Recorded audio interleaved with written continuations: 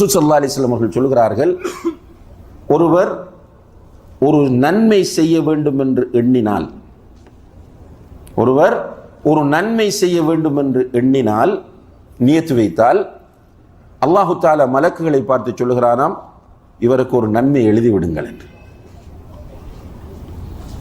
நியத்து வைத்தாலே போதும். ஒரு பொருள், நம்ம காரில் போகிறோம், ஒரு ரோட்டில் மக்களுக்கு டிஸ்டர்ப் பண்ணக்கூடிய ஒரு பொருள் கிடக்கிறது, நம்ம நினைக்கிறோம் இதை அப்புறப்படுத்தினால் என்று நினைத்துட்டு க்ரோஸ் பண்ணிட்டு போயிட்டோம், எடுக்கல. நினைத்ததற்கே கூலி இருக்கு. காலையில் குளிக்கிறோம், குளிக்கும் போது ஒது செய்கிறோம், ஒது செய்யும் போது என்ன நினைக்கிறோம் என்றால், இன்ஷா அல்லாஹ் இன்றைக்கு லுஹா தொழுவோம் என்று.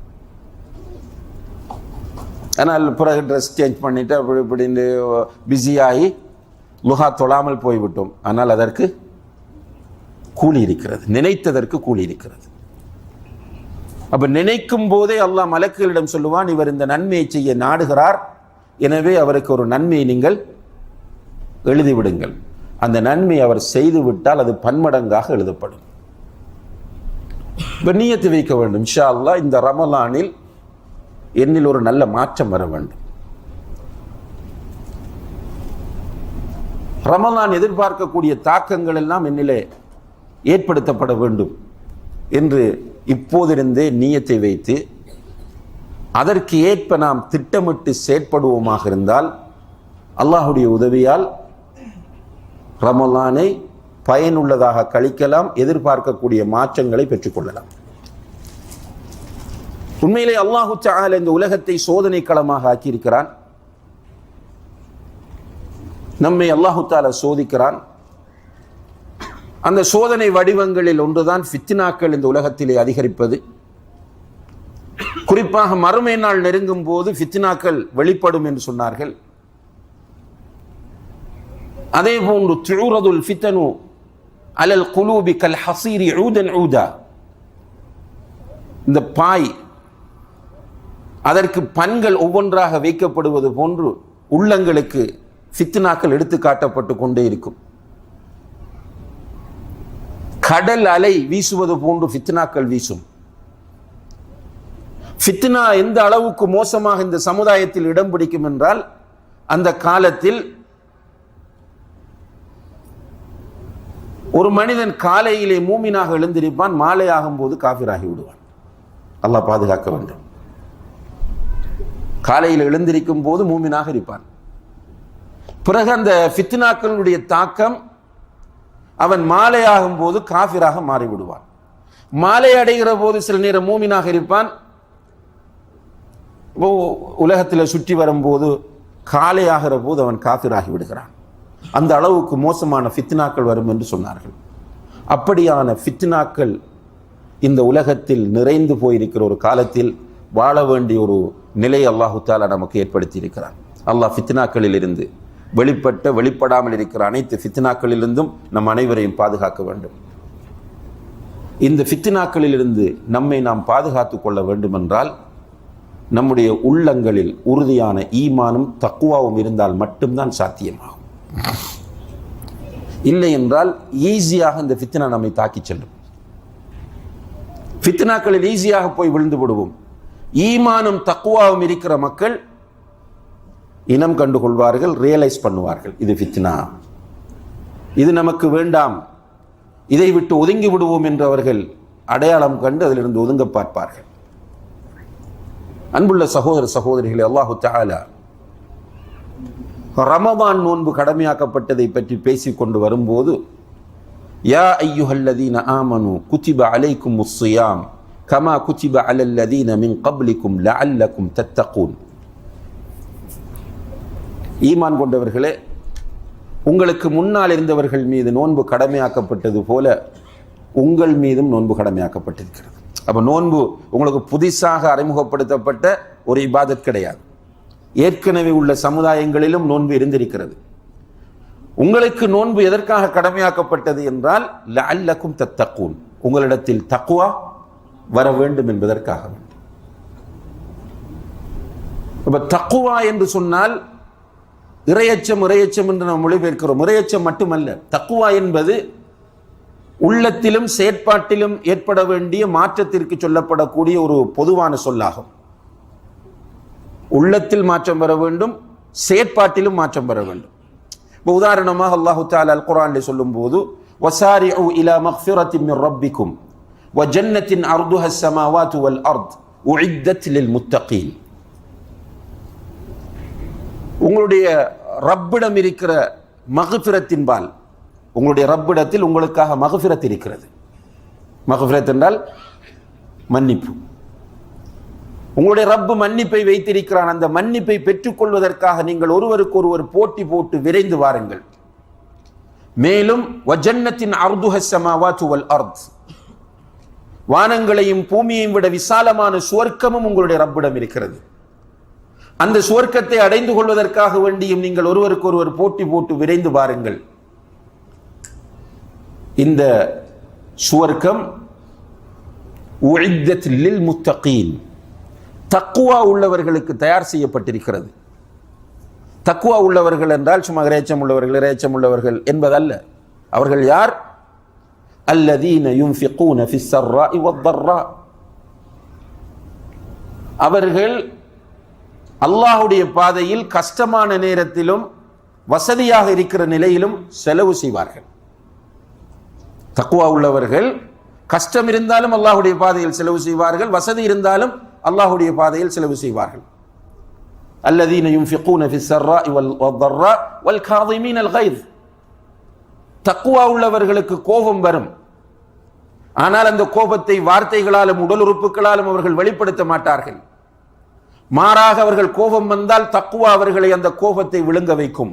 வல் காஸிமீன அல்-கைஸ், கோபத்தை அவர்கள் விழுங்குவார்கள்.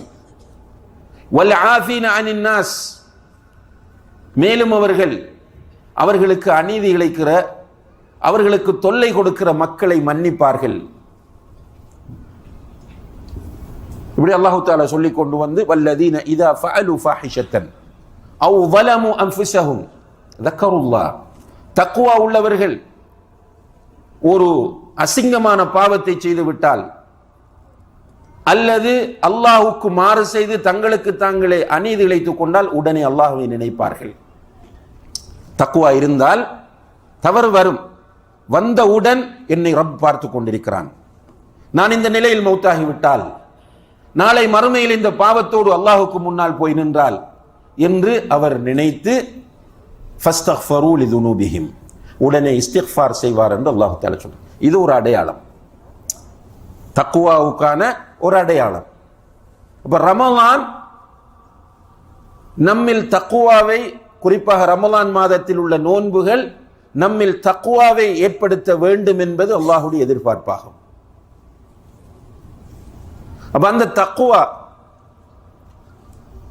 நம்மை சுவர்க்கத்திற்கு இட்டுச் செல்லும். وَتَزَوَّدُوا فَإِنَّ خَيْرَ الزَّادِ التَّقْوَى. நீங்கள் உங்களுடைய நீண்ட பயணத்திற்குரிய கட்டுச்சாதங்களை தயார்படுத்துங்கள். அல்லாஹ் குர்ஆனில் சொல்கிறான், உங்களுடைய நீண்ட பயணத்திற்குரிய கட்டுச்சாதங்கள், கட்டுச்சாதம் என்றால் ஜாத் என்றால் பிரயாணத்திற்கு தேவையான பொருட்கள், அந்த பிரயாணத்திற்கு தேவையான பொருட்களை நீங்கள் தயார்படுத்துங்கள். فَإِنَّ خَيْرَ الزَّادِ التَّقْوَى. அந்த பிரயாண பொருட்களில் சிறந்த பிரயாண பொருள் எது தெரியுமா? தக்வா. அப்ப ரமலான் நம்மிடத்தில் இந்த தக்வாவை ஏற்படுத்த விரும்புகிறது. அப்ப நம்ம ஏற்கனவே பேசிய அத்தனை விஷயங்களும் இந்த தக்வாவுக்குள் வந்துவிடும். நம்மிடத்தில் காணப்படக்கூடிய அனைத்து குறைபாடுகளையும் இந்த தக்வா நிவர்த்தி செய்யும். எனவே ரமலானிலே இந்த தக்வாவை நாம் அடைந்து கொள்ள வேண்டும் என்பதற்காக நாம் இப்போது இருந்து திட்டமிட வேண்டும். குறிப்பாக ரமலானுக்கு முன்னரே நாம் தௌபாவை அதிகப்படுத்த வேண்டும். அல்லாஹ்வுடைய ஹக்கில் நாம் செய்த பாவங்களுக்காக மன்னிப்பு கேட்க வேண்டும். அடியார்களுடைய விஷயத்தில் நாம் நடந்து கொண்ட அநியாயங்களுக்காக அவர்களிடம் போய் மன்னிப்பு கேட்க வேண்டும். இதுல தக்வா உள்ள மக்களுக்கு, ஈமான் உள்ள மக்களுக்கு ஈகோ பிரச்சனை இருக்காது, பிரஸ்டீஜ் பிரச்சனை. இவர்கிட்ட போய் நான் மன்னிப்பு கேட்கிறான்னு யோசிக்க மாட்டார். ரசூல் ஸல்லல்லாஹு அலைஹி வஸல்லம் அவர்கள் மரண தருவாயில் இருக்கும் போது ஒரு நாள் மிம்பருக்கு வருகிறார்கள். அர்-ரஹீக்குல் மக்தூம் என்கிற புத்தகத்தை நீங்கள் படித்தால் கடைசி பகுதியில் இந்த சம்பவத்தை பார்ப்பீர்கள். மிம்பருக்கு வந்திருந்து கொண்டு சஹாபாக்களிடத்திலே சொன்னார்கள், நீங்கள் யாருக்காவது இந்த உலகத்தில் அநீதி இழைத்திருந்தால் அவர்களிடம் போய் மன்னிப்பு கேட்டு ஹலாலாக்கி கொள்ளுங்கள். ஏனென்றால் மறுமையிலே தீனார் திர்ஹம் என்கிற பேச்சுக்கு இடம் இருக்காது, மாறாக ஹசனாத் செய்யாத் என்கிற பேச்சு தான் அங்கே இருக்கும். ஹசனாத் செய்யாத் என்றால் நன்மை தீமை என்பதுதான் இருக்கும் என்று சொல்லிவிட்டு அல்லாஹ்வுடைய தூதர் தன்னுடைய மேலாடையை தூக்கி சொல்லுகிறார்கள், ஹாதா பஹ்ரி, இதோ என்னுடைய முதுகு இருக்கிறது. ஃபமன் குந்து ஜலத்து லஹு, நான் யாருக்காவது அடித்திருந்தால் அவர் வந்து என்னிடம் பழி தீர்த்து கொள்ளட்டும் என்கிறார்கள். அல்லாஹு அக்பர். எனவே ஈமான் இருந்தால் ஈகோ வராது, அந்த ஒரு தாழ்வு மனப்பான்மை ஏற்பட மாட்டாது. அவர்களிடம் போய் மன்னிப்பு கேட்டுக்கொள்ள வேண்டும். மன்னிப்பு கேட்க முடியாத நிலை உருவானால் அவர்களுக்காக துஆ செய்யுங்கள். ஒருவர் நம்ம அநீதி இழைத்து விட்டோம், ஊருக்கு போய்விட்டார், அவரோடு தொடர்பு கொள்வதற்கான எந்த ரூட்டும் நமக்கு தெரியவில்லை என்றால் அவருக்காக துஆ செய்யுங்கள், அவருடைய பேரில் தர்மம் செய்யுங்கள், தௌபாவை அதிகப்படுத்துங்கள், இஸ்திக்ஃபாரை அதிகப்படுத்துங்கள். அதே போன்று ஷாபான் மாதத்திலே அதிகமாக நபிகள் நாயகம் ஸல்லல்லாஹு அலைஹி வஸல்லம் அவர்கள் நோன்பு நோட்டார்கள் ரமலானை ஃபேஸ் பண்றதுக்காக. ஷாபானில் முடியுமானவரை அதிகமாக நோன்பு நோட்க முயற்சி செய்யுங்கள். ரமலானை அடைவதற்காக அல்லாஹ்விடம் துஆ செய்யுங்கள். ரமலானை மேக்சிமம் நல்ல முறையில் பயன்படுத்துவதற்குரிய பாக்கியத்தை தருமாறு உள்ள முருகி அல்லாஹ்விடத்திலே கேளுங்கள். அதோடு சேர்த்து ரமலானில் இந்த முறை நான் என்ன செய்வது என்ற ஒரு பிளான், திட்டத்தை வகுத்துக் கொள்ளுங்கள். குர்ஆனை எத்தனை தடவை ஓதி முடிப்பது என்று முடிவெடுங்கள். குறைந்தது நான் 3 தடவையாவது இந்த ரமலானில் குர்ஆனை ஓதி முடிப்பேன். இன்ஷா அல்லாஹ் ஒரு தடவையாவது தர்ஜமத்துல் குர்ஆனை படித்து முடிப்பேன். முடியுமானவரை குர்ஆனில் உள்ள முக்கியமான பகுதிகளை மனப்பாடம் செய்வேன். சூரத்துல் கஹ்ஃபினுடைய ஆரம்ப 10 வசனங்கள், சூரத்துல் முல்க், ஆயத்துல் குர்சி, இப்படியாக முக்கியமான பகுதிகளை நான் இந்த ரமலானிலே மனப்பாடம் செய்வேன் என்று முடிவெடுங்கள். இந்த ரமலானிலே காலை மாலை மற்றும் சந்தர்ப்பங்களில் ஓத வேண்டிய துஆக்களை எல்லாம் பிராக்டிஸ் பண்ணி இன்ஷா அல்லாஹ்வை அனைத்தையும் நான் இந்த ரமலானில் பாடமாக்கி முடிப்பேன். ரமலானுக்கு பிறகு இன்ஷா அல்லாஹ் மனப்பாடமாக அத்தனை துஆக்களையும் நான் ஓதக்கூடியவனாக மாறுவேன் என்று முடிவெடுங்கள். ரமலானிலே நான் என்னால் முடியுமானவரை இவ்வளவு தர்மம் செய்ய வேண்டும் என்று நியத்து வையுங்கள். ரமலானிலே ஜக்காத்து கடமையாக கூடிய நிலையில் இருந்தால் அந்த ஜக்காத்தை சரியான முறையில் எந்த தவறும் இல்லாமல் கணக்கு பார்த்து என்னுடைய சக்திக்குட்பட்டவரை நான் கொடுப்பேன் என்று நியத்து வையுங்கள். குறிப்பாக இந்த நாட்டிலே வாழக்கூடிய உங்களை பொறுத்தவரையில் ரமலானில் உம்ராவுக்கு போகக்கூடிய வாய்ப்புகள் நிறைய இருக்கின்றன. எனவே ஒரு தடவையாவது ரமலானில் நான் உம்ரா செய்வேன் என்று நியத்து வையுங்கள். இந்த ரமலானிலே என்னால் முடியுமானவரை ஒரு நாளைக்கு ஒரு மாற்று மத நண்பரையாவது நான் சந்தித்து அவருக்கு இஸ்லாத்தின் தூதை சொல்லுவேன் என்று முடிவெடுங்கள். ஒரு தர்ஜமத்துல் குர்ஆன் அல்லது ஒரு நல்ல புக் அல்லது ஒரு நல்ல சிடியை அவரிடம் ஒப்படையுங்கள். இப்படி நீங்கள் ரமலானை நான் இப்படி கழிக்க வேண்டும் என்று திட்டமிட்டு அந்த திட்டத்தின் அடிப்படையில் ரமலானை நீங்கள் எதிர்கொள்வீர்களாக இருந்தால் நிச்சயமாக அல்லாஹு தஆலா ரமலானின் மூலம் எதிர்பார்க்கிற மாற்றங்களையும் தாக்கங்களையும் நமக்கு தருவான் என்பதிலே எந்த விதமான சந்தேகமும் இல்லை. எல்லாம் வல்ல அல்லாஹ் ஜல்ல ஷானஹு தஆலா நம் அனைவருடைய பாவங்களை மன்னிப்பானாக. ரமலானை ஆரோக்கியத்தோடு எதிர்கொள்வதற்கு, அதை அடைந்து கொள்வதற்கு நம் எல்லோருக்கும் தௌஃபீக் செய்வானாக. ரமலானிலே தக்வாவை பெற்றுக்கொள்ளக்கூடிய மக்களாக நம் அனைவரையும் அந்த ரப்புல் ஆலமீன் ஆக்கி அருள்வானாக. பாவங்கள் மன்னிக்கப்பட்டவர்களாக முத்தகீன்கள் என்ற பெயரோடு ரையான் என்ற வாசலினூடாக சுவர்க்கத்தை அடைந்து கொள்ளக்கூடிய பாக்கியத்தை எனக்கும் உங்களுக்கும், நம்முடைய பெற்றோர், பிள்ளைகள், நம்முடைய மனைவிமார், கணவன்மார், நம்முடைய உடன்பிறப்புகள், நம்முடைய சமுதாயத்தில் உள்ள எல்லோருக்கும் அந்த